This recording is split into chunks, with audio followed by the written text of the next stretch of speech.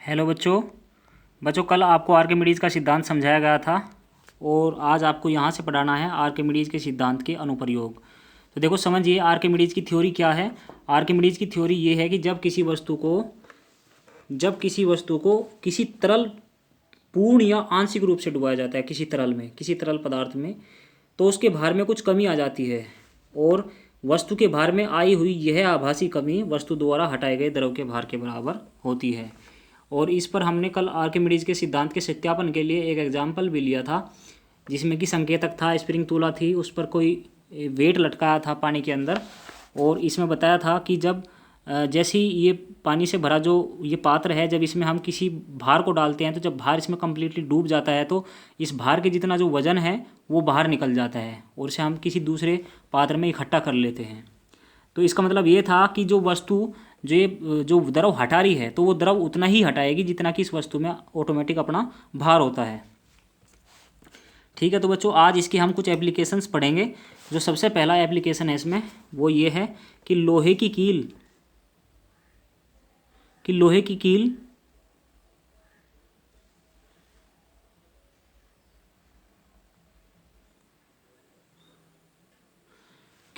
कील पानी में डूब जाती है जबकि लोहे का जहाज पानी पर तैरता रहता है। तो देखिए इसका क्या कारण है बच्चों। लोहे की कील द्वारा जो पानी हटाया गया है वो बहुत कम है, यानी कि लोहे की कील के भार से भी कम है, तो इस कारण लोहे की कील जो है पानी में डूब जा रही है। सेकंड पॉइंट है इसमें,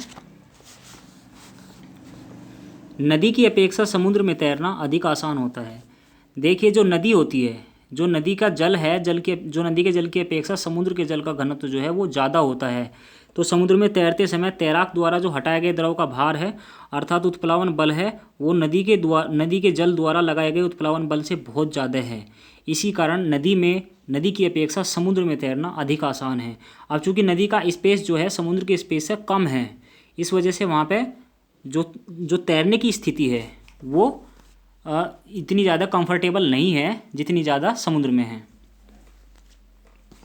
नेक्स्ट पॉइंट है, कुएं से जल निकालते समय जब तक बाल्टी पानी के अंदर रहती है हल्की अनुभव होती है, जब वायु में आ जाने पर वह भारी अनुभव होती है। ऐसा क्यों है?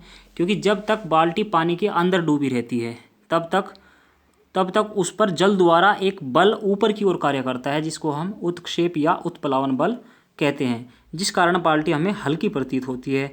लेकिन जैसे ही जल से बाहर बाल्टी आ जाएगी तो पानी का जो भार है, जो बाल्टी के अंदर पानी है, जो उसका भार है वो नीचे की ओर कार्य करेगा, गुरुत्वाकर्षण बल कार्य करेगा, जिसकी वजह से हमें बाहर निकलने पर बाल्टी भारी महसूस होगी। नेक्स्ट पॉइंट है, हिमशैल जल पर तैरता है। देखिए हिमशैल का जो घनत्व है जल के घनत्व से कम होता है, जिससे हिमखंड के आयतन के बराबर जल का उत्क्षेप बल हिमखंड के भार से अधिक हो जाता है और हिमखंड जल पर तैरता रहता है।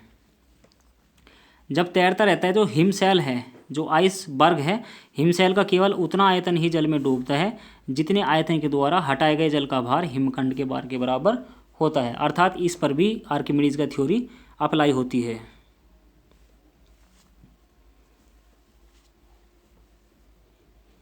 नेक्स्ट पॉइंट देखिए बच्चों, आपेक्षिक घनत्व रिलेटिव डेंसिटी।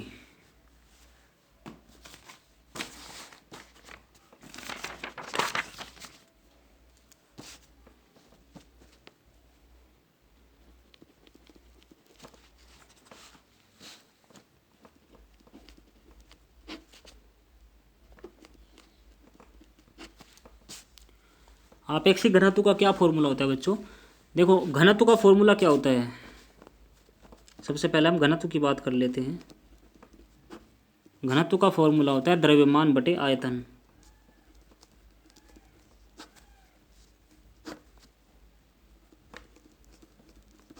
यानी कि D बराबर डेंसिटी बोलते हैं इंग्लिश में, द्रव्यमान को बोलते हैं m मास, आयतन को बोलते हैं V। D बराबर m/v।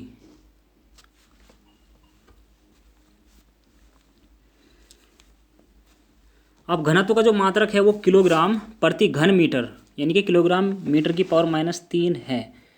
तो विशिष्ट परिस्थिति जो होती है उसमें किसी भी पदार्थ का घनत्व सदैव समान रहता है, इसलिए किसी भी पदार्थ का जो घनत्व है उसका एक अपने आंतरिक गुण होता है उसके अंदर, कि अलग अलग पदार्थों के प्रति जो एकांक आयतन का द्रव्यमान है वो अलग अलग होने के कारण उनके घनत्व भी अलग अलग होते हैं। जैसे पानी का घनत्व 1000 किलोग्राम पर मीटर की क्यूब हो गया, सोने का घनत्व 19,300 किलोग्राम पर मीटर की क्यूब हो गया।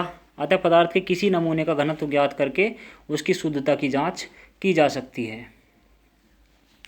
तो किसी भी पदार्थ के घनत्व और अधिक सरलता से पानी के घनत्व की तुलना द्वारा व्यक्त किया जा सकता है। इस अनुपात को ही हम आपेक्षिक घनत्व कहते हैं। तो इसका फॉर्मूला देख लीजिए बच्चों। किसी पदार्थ का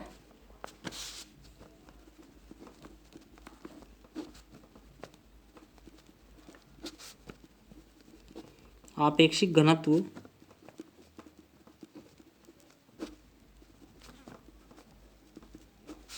बराबर पदार्थ का घनत्व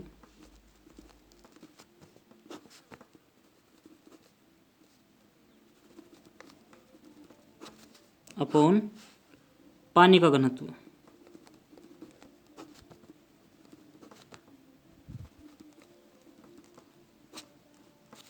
ठीक है, ये देखिए किसी भी पदार्थ का आपेक्षिक घनत्व बराबर पदार्थ का घनत्व अपॉन पानी का घनत्व।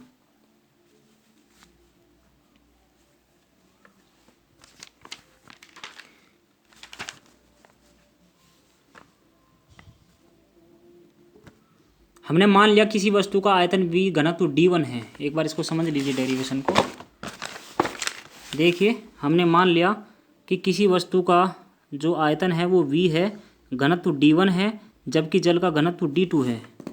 तब वस्तु का वायु में भार W1 बराबर हो जाएगा वस्तु का आयतन गुणा वस्तु का घनत्व गुणा गुरुत्वीय त्वरण, यानी कि V into D1 into G। तथा जल में डुबोने पर वस्तु के भार में जो कमी है वो बराबर होगी वस्तु द्वारा हटाए गए पानी के भार के। इसलिए वस्तु का आयतन गुणा जल का घनत्व गुणा गुरुत्वीय त्वरण बराबर V into D2 into G। तो वस्तु का वायु में भार बटे जल में डुबोने पर वस्तु के भार में कमी, तो ये हो जाएगा बच्चों V into D1 G upon V into D2 G बराबर D1 अपॉन D2। V से V कैंसिल हो जाएगा, G से G कैंसिल हो जाएगा, तो ये वस्तु का आपेक्षिक घनत्व आ जाएगा। और इस प्रकार किसी ठोस का आपेक्षिक घनत्व इस प्रकार ज्ञात कर सकते हैं।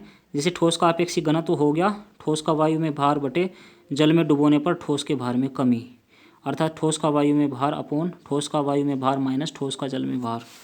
ये एक फॉर्मूला है।